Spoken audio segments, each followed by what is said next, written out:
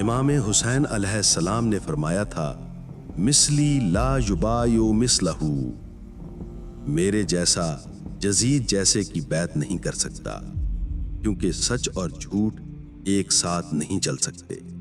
ये पैगाम सिर्फ उस वक्त के लिए नहीं था, ये आज भी है और कल भी रहेगा।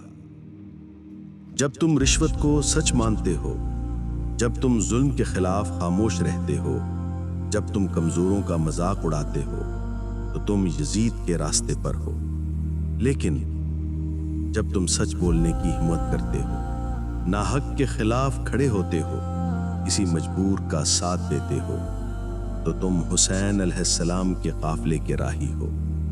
ऐ नौजवानों, तुम्हारे हाथ में मोबाइल है, तुम्हारी उंगलियों पर दुनिया है, लेकिन तुम्हारा दिल वो कहाँ है?